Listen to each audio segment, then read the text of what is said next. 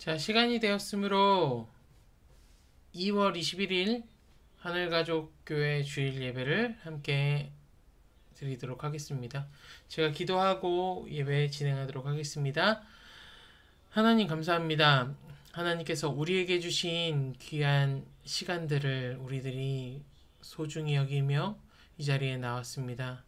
하나님께서 우리에게 주신 이 귀한 시간들 우리들이 가장 귀한 보석으로 여겨 하나님 앞에 그리고 세상에게 온전히 드리며 또한 보여줄 수 있는 그런 주님의 백성들 다 될 수 있도록 인도하여 주시옵소서. 모든 것 주님께 감사드리며 예수님의 이름으로 기도드렸습니다. 아멘. 우리 이 시간에 찬양 함께 하도록 하겠습니다. 주의 음성을 내가 들으니 함께 찬양하시겠습니다.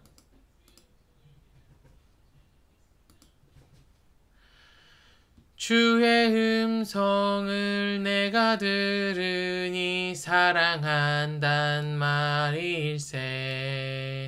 믿는 마음으로 주께 가오니 나를 영접하소서. 내가 매일 십자가 앞에 더 가까이 가오니 구세주의 흘린 보배 피로써 나를 정케 하소서. 주여 넓으신 은혜 베푸사 나를 받아주시고 나의 품은 뜻 주의 뜻같이 되게 하여 주소서. 내가 매일 십자가 앞에 더 가까이 가오니 구세주의 흘린 보배 피로써 나를 정케 하소서. 주의 보좌로 나아갈 때에 어찌하니 기쁠까. 주의 얼굴을 항상 배우니 더욱 친근합니다. 내가 매일 십자가 앞에 더 가까이 가오니 구세주의 흘린 보배 피로써 나를 정케 하소서. 우리 구주의 넓은 사랑을 증량할 자 없으며 주가 주시는 참된 기쁨도 헤아릴 수 없도다. 내가 매일 십자가 앞에 더 가까이 가오니 구세주의 흘린 법의 피로써 나를 정케 하소서.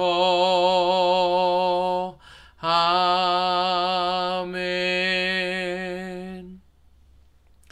이 시간 사도신경으로 우리의 신앙을 고백하겠습니다. 나는 전능하신 아버지 하나님 천지의 창조주를 믿습니다. 나는 그의 유일하신 아들 우리 주 예수 그리스도를 믿습니다. 그는 성령으로 잉태되어 동정녀 마리아에게서 나시고 본디오 빌라도에게 고난을 받아 십자가에 못 박혀 죽으시고 장사된 지 사흘 만에 죽은 자 가운데서 다시 살아나시며 하늘에 오르시어 전능하신 아버지 하나님 우편에 앉아 계시다가 거기로부터 살아있는 자와 죽은 자를 심판하러 오십니다. 나는 성령을 믿으며 거룩한 공교회와 성도의 교제와 죄를 용서받는 것과 몸의 부활과 영생을 믿습니다. 아멘. 아멘. 이 시간 다시 한 번 더 찬송가 488장 이 몸의 소망 무언가 찬양드리겠습니다. 이 몸의 소망 무언가 우리 주 예수뿐일세.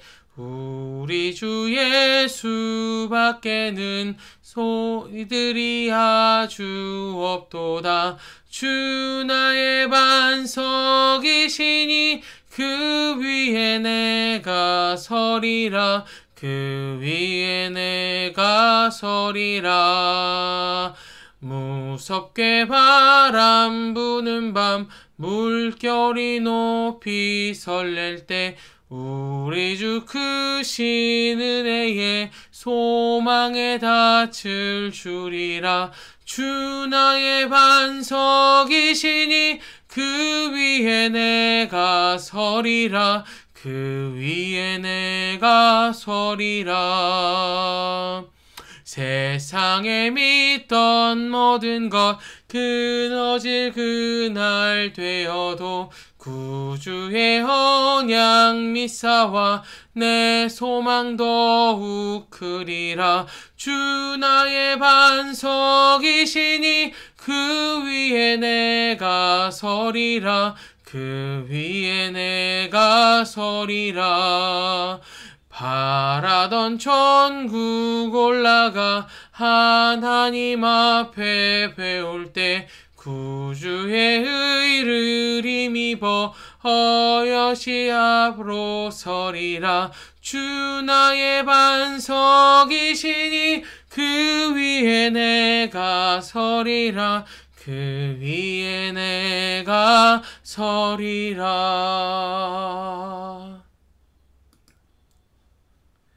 아멘.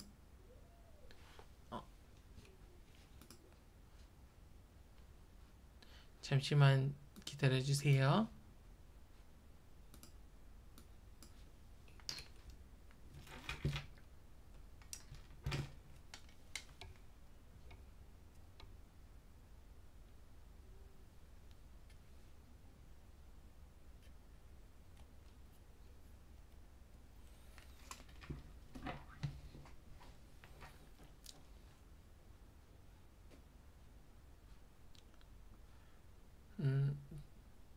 시스템상에 잠깐만 문제가 있어서 잠시 바꾸도록 하겠습니다.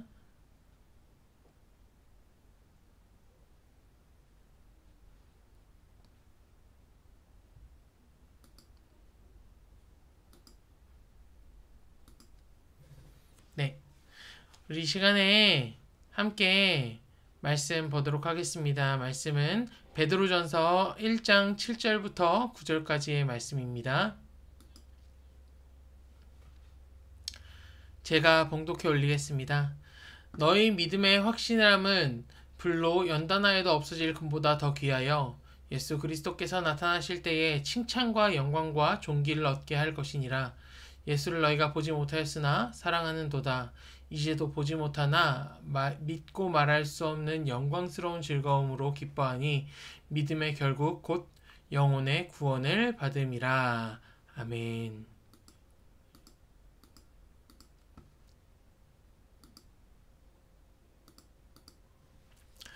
오늘 나눌 말씀은 말씀의 제목을 믿음의 방향이라는 말씀의 제목을 잡았습니다. 이 시간 이 말씀을 나누는 모든 성도님들의 마음 가운데에 주의 온전한 성전된 성도님들의 마음 가운데 하나님의 말씀과 은혜와 그 인도하심이 있기를 소망합니다.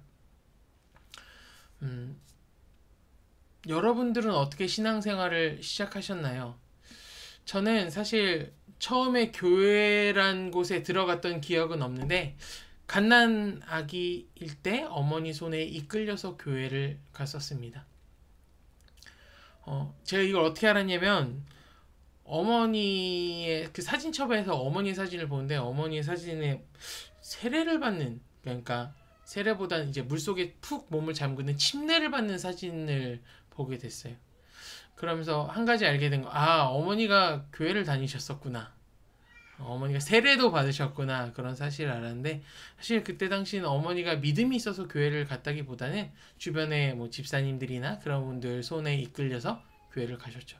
저도 어렸을 때 이제 어머니를 따라 교회 가고, 뭐 집사님 1,000원씩 주시고 그랬던 기억이 어렴풋이 나는 것 같아요. 근데 이제 저희가 집이 이사를 가면서 어머니가 교회를 자연스럽게 가지 않으셨죠. 물론 저도 이제 교회를 어디 정착해서 다니는 건 아니었는데 어렸을 때 누가 이게 데려가고 친구가 데려가고 막 그런 것들이 많았잖아요. 유치원 때 교회 갔던 기억들이 있어요. 교회 저는 기억이 없는데 어머니가 입에다 테이프 붙이고 왔다고 너무 떠들고 막 뛰어놀아가지고 그랬던 에피소드들을 겪었는데, 사실 그때는 친구 따라간 거죠. 친구 따라가고 그냥 교회에 가서 좋았던 그 분위기들 때문에 갔던 것 같아요.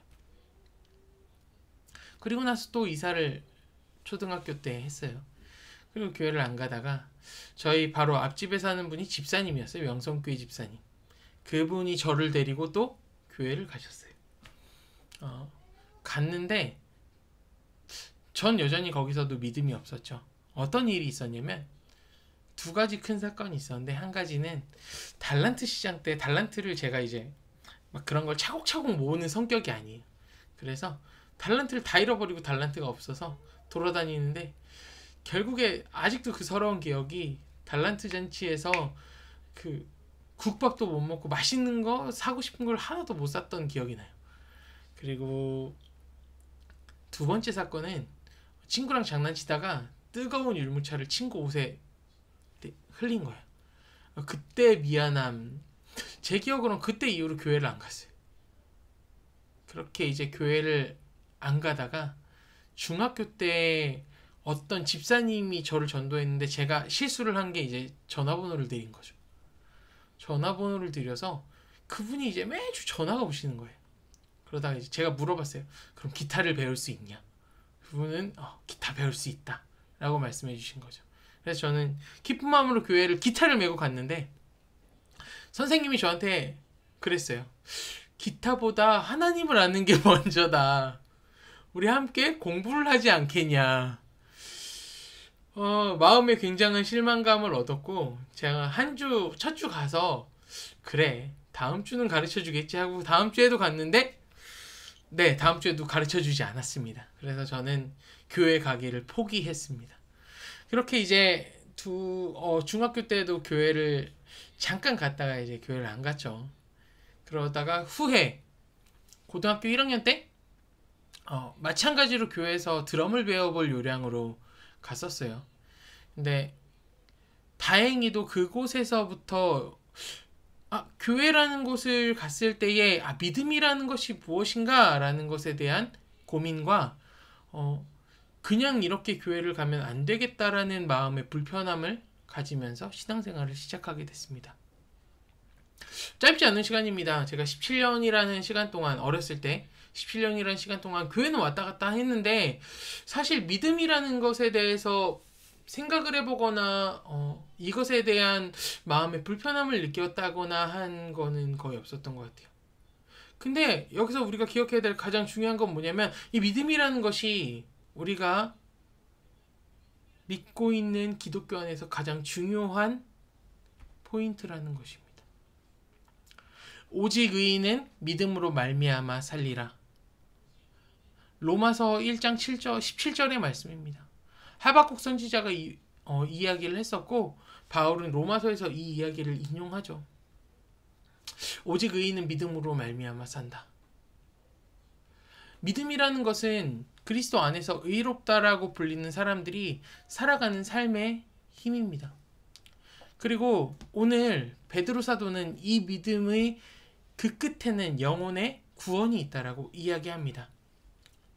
그러니까 오늘 우리가 나누고자 하는 믿음이라는 것은 그저 개인이 가지고 있는 확신에 대한 것을 이야기하는 것이 아닙니다.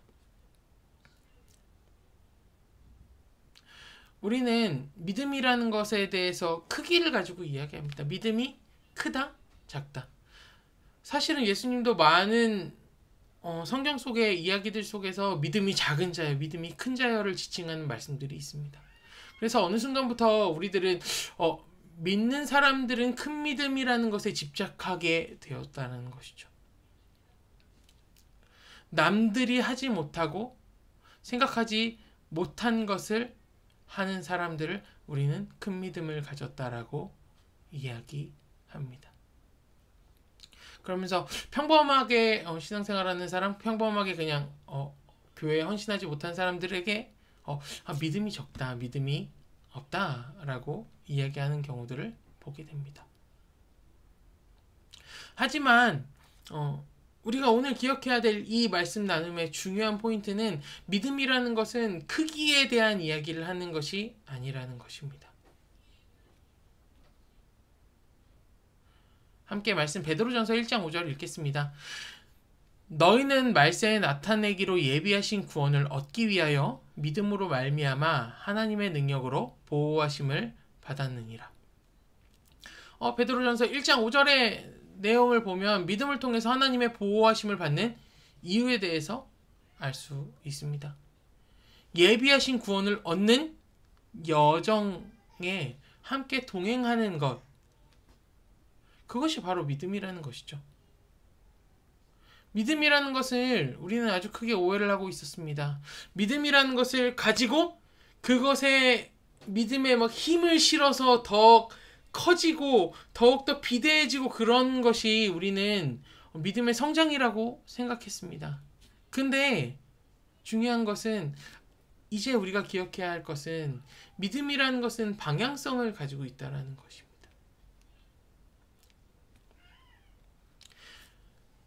마지막에 우리에게 예비된 그 구원을 얻기까지 함께 앞으로 나아가는 것, 그 앞으로 나아가는 힘 그 자체, 그것이 바로 믿음이라는 것입니다. 제가 주변에 사람들 혹은 인터넷에 달리는 그 수많은 댓글들을 보면서 항상 보게 되는 댓글이 있어요. 저 사람들이 저렇게 막 나가고 저 사람들이 막 함부로 행동하는 가장 큰 이유는 쟤네들이 믿으면 천국 가니까 그걸로 끝이라고 생각하니까 쟤네들이 막 사는 거다라고 이야기하는 것을 듣습니다. 사실 우리에게는 그 사람이 믿음과 그 사람의 구원의 여부에 대해서 판단할 수 있는 그러한 능력은 없습니다. 사실 그것을 판단하는 것은 오직 하나님이시죠. 하지만 분명한 것은 믿음의 사람이라면 그가 믿는 것에 대한 방향성이 분명히 보이게 된다는 것입니다.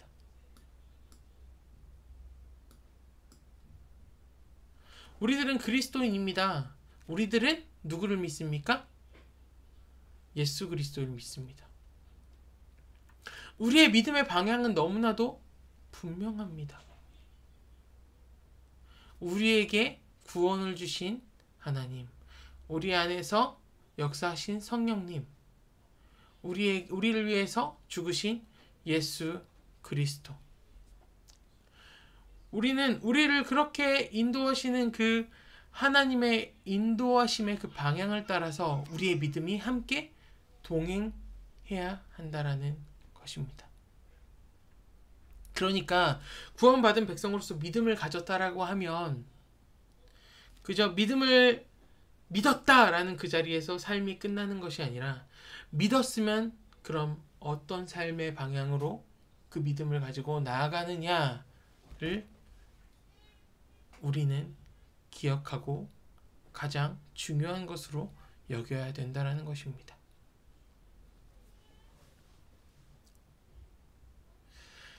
우리는 믿음과 함께 살아가는 사람입니다. 문제는 믿음과 함께 살아갈 때 우리의 여정 자체가 순탄하지는 않다라는 것입니다. 그러므로 너희가 여러 가지 시험으로 말미암아 잠깐 근심하게 되지 않을 수 없으나 오히려 크게 기뻐하는도다. 베드로전서 1장 6절의 말씀입니다. 베드로는 믿음과 함께 살아가는 사람들에게 그들이 처해 있는 상황을 다시금 인지시켜 줍니다. 사실 베드로가 살고 있는 시대는 지금보다 훨씬 더 어려운 시대였죠. 믿음을 가지고 지키고 살아가기 너무나도 어려운 시기였습니다. 왜냐하면 유대인들에게는 쳐죽일 그런 사람들이었고 로마에서조차 이 믿음 자체가 환영받지 못하고 결국에는 수많은 핍박을 받게 되는 것을 보게 되죠. 그리고 많은 사람들이 순교하게 되잖아요. 결국 그들이 가진 믿음은 현실에서 그들의 생명을 위협하는 그런 아주 위험한 것일 수도 있었습니다. 그럼에도 불구하고 그들은 어떻게 했죠? 그들이 가진 믿음을 가지고 살아갔습니다.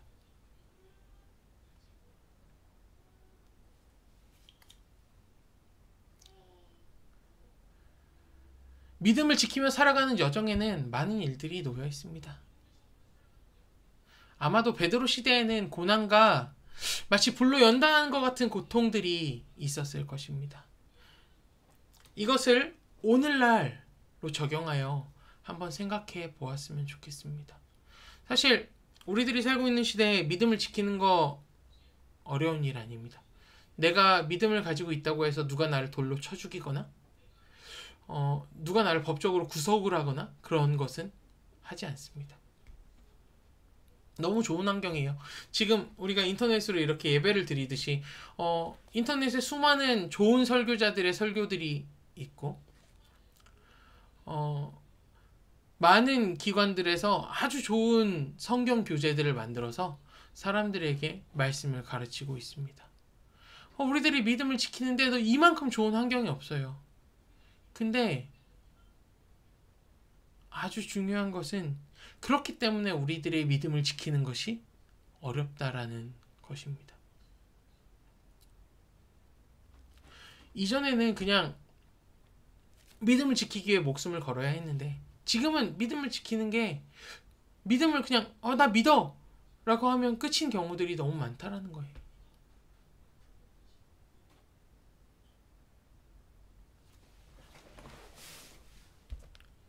우리의 믿음이라는 건 이제 다시금 생각해 보아야 합니다. 방해하는 것이 없기 때문에 가장 큰 방해가 그것일 수 있습니다.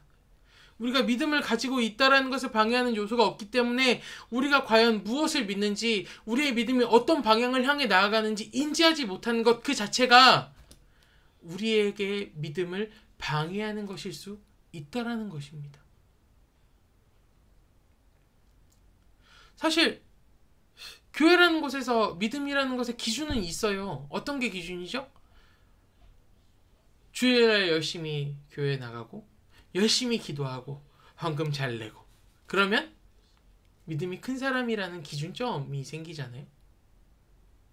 근데 문제는 그렇게 열심히 하고 교회 안에서는 기준이 있어서 그렇게 열심히 하는데 교회 밖에서는 그런 기준의 모호함 때문에 믿는 사람이 믿음으로 살기보다는 자기의 의와 자기의 옳음과 자기의 원함을 따라 살아가는 경우들이 많다는 거죠. 그래서 교회가 욕을 많이 먹잖아요. 예수님 믿는 것이 굉장히 이기적이라고 사람들이 느끼기 시작하잖아요.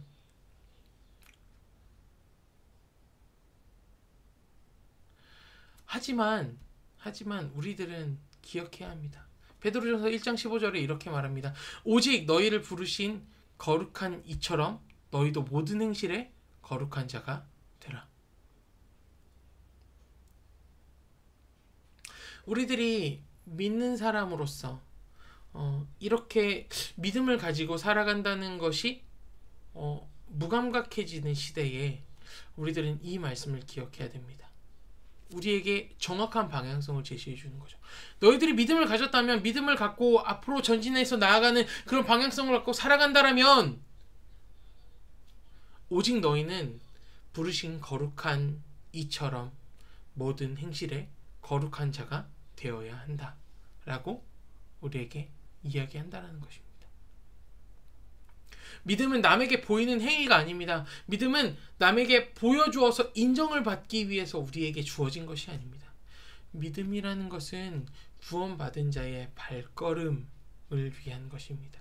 그 한 발자국, 믿음으로 내가 믿는 것을 행할 수 있는 그 한 발자국을 내딛는 어려움, 그 어려움을 알아가는 것이 믿음으로 살아가는 것이며, 그 한 발자국을 내딛었을 때 나의 모든 행실이 나를 부르신 거룩한 자의 모습이 드러나는 것, 그것이 믿음이라는 것입니다. 여러분들의 발자취는 과연 예수 그리스도를 닮아 계십니까? 예수 그리스도와 함께 그 여정을 함께 하고 계십니까? 믿지 않는 사람들에게 그 발자국을 가지고 살아간다라는 건 아주 큰 기대감을 주는 것입니다. 믿지 않는 사람들이 우리에게 요구하는 것은 너무나도 간단해요. 교회를 욕하잖아요. 너네 왜 그렇게 살아? 너네들 종교인이, 믿는 사람이 성경이 그렇게 얘기했니? 그 사람들이 우리에게 성경의 기준을 얘기해요. 오늘 말씀에서도 우리에게 그렇게 얘기합니다.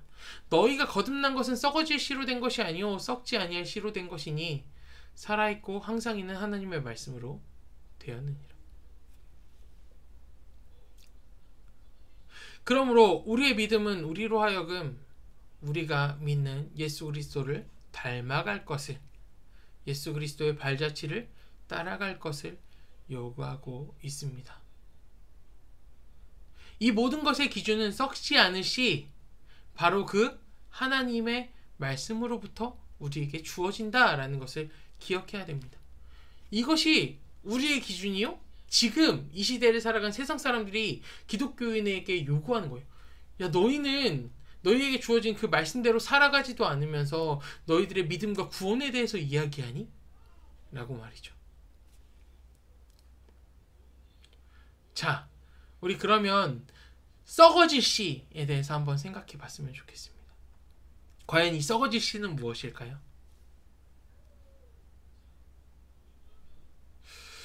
유대인들, 특별히 종교인들과 지도자들에게 만연했던 율법주의와 가식, 이것들이 베드로의 시대에 있었습니다. 아마도 베드로가 말했던 썩어질 씨라는 것은 그런 것들이었을 것입니다. 하나님의 말씀 외에 그들이 갇혀 있었고 그들에게 드러났던 그 이기적인 면모들, 앞으로는 겉에서는 율법에 대해서 모든 것들을 따라간다고 하지만 그 마음속에서는 회칠한 무덤과 같이 겉은 번지를 하지만 속은 썩어있는 그런 것들을 향해서 베드로는 썩어질 씨라고 이야기했었을 것입니다.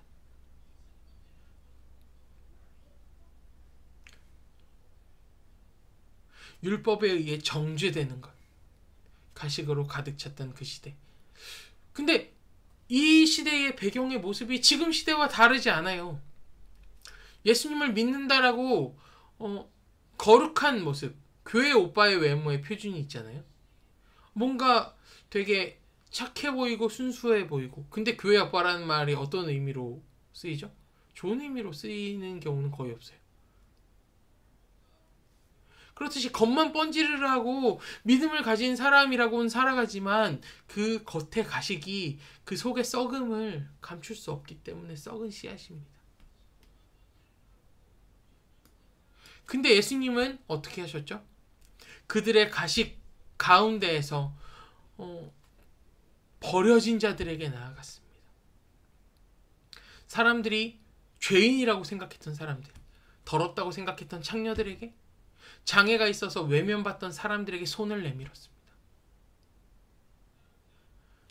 사람들에게 괄시를 받던 세리에게 가서, 물론 그 사람의 삶 자체가 인정받을 수 없는 삶이긴 했지만 그에게 가서 그가 회심하도록 만들었던 것이 바로 예수님입니다.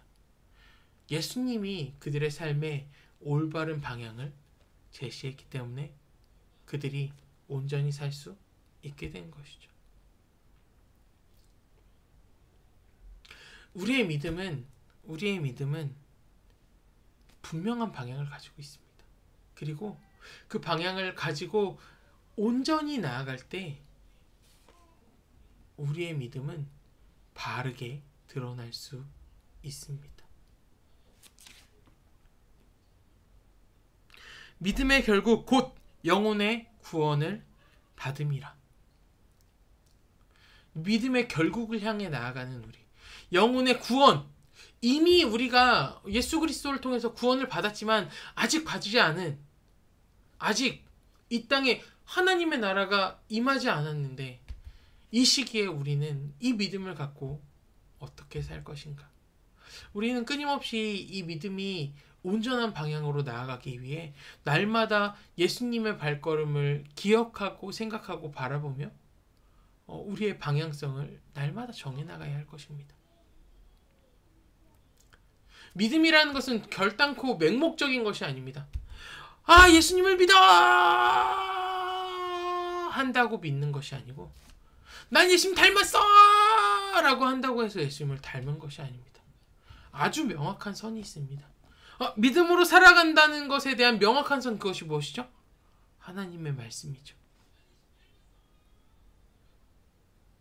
하나님의 말씀을 따라가는 것부터 우리는 시작해야 됩니다.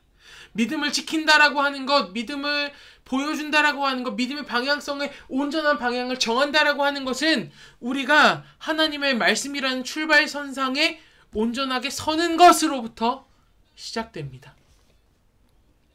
왜냐하면 성경은 진리 그 자체이기 때문이며 하나님께서 우리에게 주신 기준선이기 때문입니다. 우리는 매주를 살아갑니다. 하루하루를 살아가면서 많은 사람들을 만나고 많은 일들을 경험하죠. 그런 모든 상황에 놓였을 때 우리는 꼭 기억했으면 좋겠습니다. 우리의 기준이 오직 하나님의 말씀이 되어진다라는 것. 우리의 믿음의 방향성을 결정하는 것도, 우리의 믿음의 방향성의 온전한 방향을 지정해 주는 것도 오직 하나님의 말씀 안에서 가능하다는 것. 우리의 믿음의 방향성이 오직 주께 있다라는 것을 끊임없이 기억하면서 하나님 앞에 살아가는 귀한 주님의 자녀들이 되어지기를 소망합니다.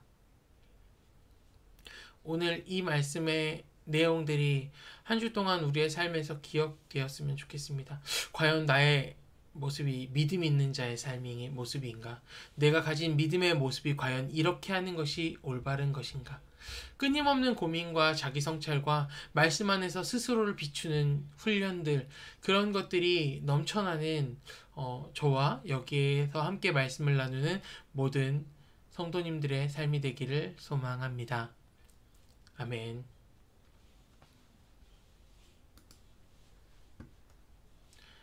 우리 이 시간 함께 찬송가 찬양 드리겠습니다. 우리 시간 찬송가 너 예수께 조용히 나아가 찬양 드리겠습니다. 너 예수께 조용히 나아가 내 모든 짐 내려놓고 주 십자가 사랑을 믿어 죄 사함을 너 받으라. 주 예수께 조용히 나아가 내 마음을 쏟아놓으라. 늘은 미리 보시는 주님 그는 은혜를 베푸시리. 주 예수의 은혜를 입어 내 슬픔이 없어지리. 내 이웃을 늘 사랑하여 너 받은 것 거저주라. 주 예수께 조용히 나아가 내 마음을 쏟아놓으라. 늘은 미리 보시는 주님 그는 은혜를 베푸시리. 주 예수를 친구로 삼아 늘 내 옆에 모시어라. 그 영원한 생명 샘물에 내 마른 목 죽이어라. 주 예수께 조용히 나아가 내 마음을 쏟아놓으라.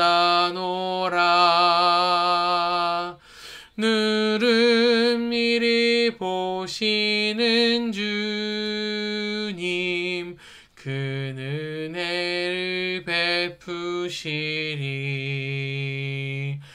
너 주님과 사귀어 살면 새 생명이 넘치리라.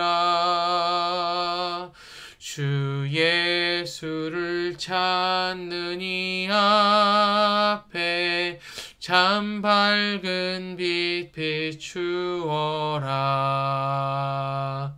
주 예수께 조용히 나가 내 마음을 쏟아놓으라. 늘은 미리 보시는 주님 큰 은혜를 베푸시리.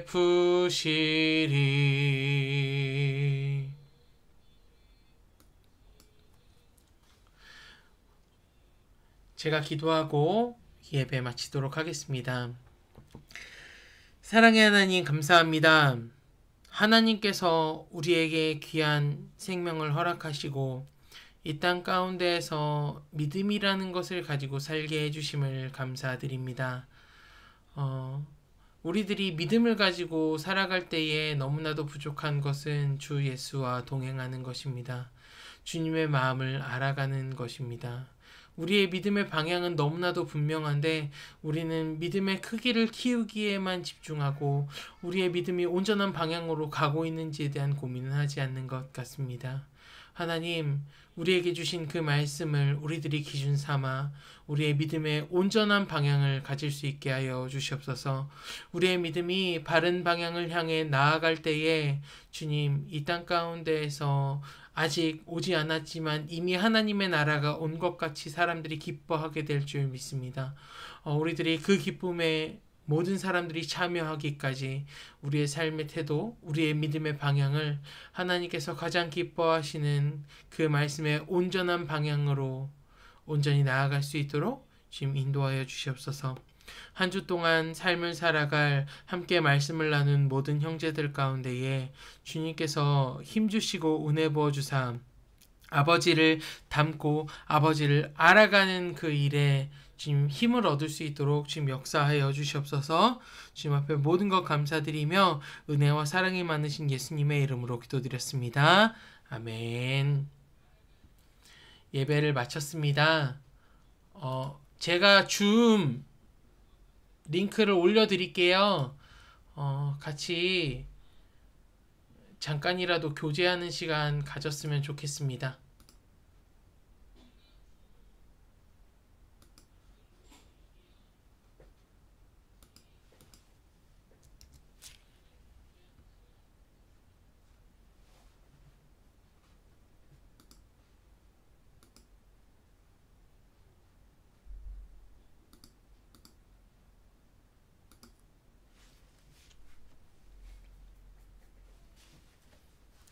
잠깐이라도 들어오셔서 같이 함께 나눌 수 있었으면 좋겠어요. 들어오셔요.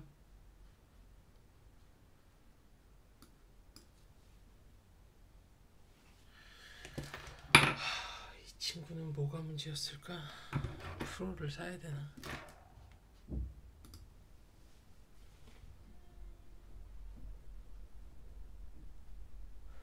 반갑습니다.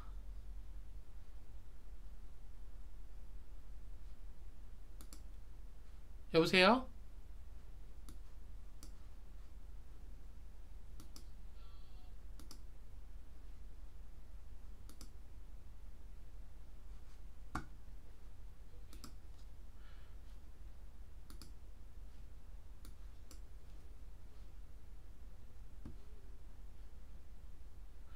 안녕하세요.